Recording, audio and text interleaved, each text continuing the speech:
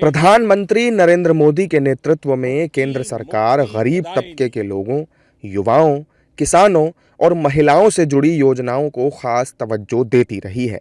आज लोकसभा में वित्त मंत्री निर्मला सीतारमण द्वारा पेश किए गए आम बजट में भी ज्ञान यानी गरीब, युवा, अन्नदाता और नारी शक्ति पर विशेष ध्यान दिया गया। इनके आर्थिक और सामाजिक सशक्तिकरण के लिए कई योजनाओं का ऐलान बजट में किया गया है। सबसे पहले किसानों की बात करते हैं। वित्त मंत्री ने किसानों के लिए प्रधानमंत्री धन धान्य कृषि योजना का ऐलान किया है। इसके अंतर्गत शुरुआत में देश के कम उत्पादकता वाले 100 जिलों को कवर किया जाएगा। इससे करीब 1.7 करोड़ किसानों को लाभ होगा। किसान क्रेडिट कार्ड की लिमिट को 3 लाख रुपए से बढ़ाकर 5 लाख रुपए कर दिया गया है। बजट में असम के नामरूप में 12.7 लाख मीट्रिक टन क्षमता वाले यूरिया संयंत्र की स्थापना की घोषणा भी की गई है।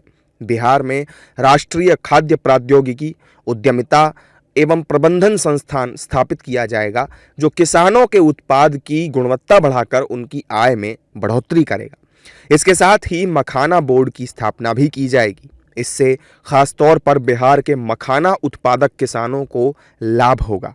बिहार के मिथिलांचल में पश्चिमी कोसी नहर परियोजना शुरू होगी, जिससे 50,000 हेक्टेयर क्षेत्र के किसानों को फायदा भी होगा। समुद्री उत्पादों पर कस्टम ड्यूटी को 30% से घटाकर 5% किया गया है। इससे समुद्री उत्पाद सस्ते हो जाएंगे। अंडमान निकोबार और गहरे समुद्र में मछली पकड़ने को बढ़ावा मिलेगा। कपास उत्पादन बढ़ाने के लिए 5 साल की कार्य योजना भी बनाई गई है।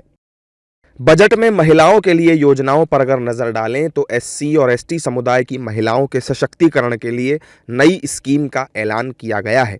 इसके तहत इन समुदायों की 5 लाख ऐसी महिलाओं को जो फर्स्ट टाइम एंटरप्रेन्योर हैं, उन्हें अगले 5 साल के दौरान 2 करोड़ रुपए तक के टर्म लोन देने की योजना है।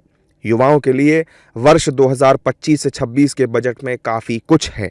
मेडिकल कॉलेजों में अगले 5 सालों में 75,000 सीटें बढ़ाने का ऐलान किया गया है, जिसमें से 10,000 मेडिकल सीटें अगले 1 साल में बढ़ाई जाएंगी। देश के 23 IIT में 6,500 सीटें बढ़ाई जाएंगी। 5 IIT में इंफ्रास्ट्रक्चर का विस्तार होगा। साथ ही IIT पटना में हॉस्टल की सुविधा भी बढ़ाई जाएगी। स्टार्टअप के लिए 10,000 करोड़ रुपए का फंड बनेगा। 500 करोड़ रुपए से 3 AI एक्सीलेंस सेंटर बनाए जाएंगे। PM रिसर्च फेलोशिप के तहत 10,000 नई फेलोशिप दी जाएंगी। देश में ज्ञान भारत मिशन शुरू होगा। 1 करोड़ मैन्युस्क्रिप्ट का डिजिटलाइजेशन किया जाएगा। स्किल बढ़ाने के लिए 5 राष्ट्रीय स्तर के सेंटर बनाए जाएंगे। स्वास्थ्य के क्षेत्र में भी मोदी सरकार ने इस बजट में कई ऐलान किए हैं। 36 जीवन रक्षक दवाएं पूरी तरह से टैक्स फ्री कर दी गई हैं।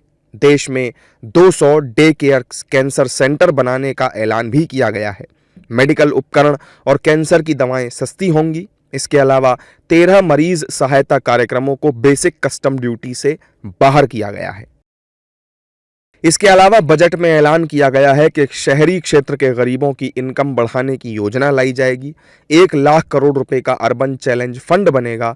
शहरों में 1 लाख अधूरे पड़े आवासों को पूरा किया जाएगा और साल 2025 में 40,000 नए मकान हैंडओवर किए जाएंगे।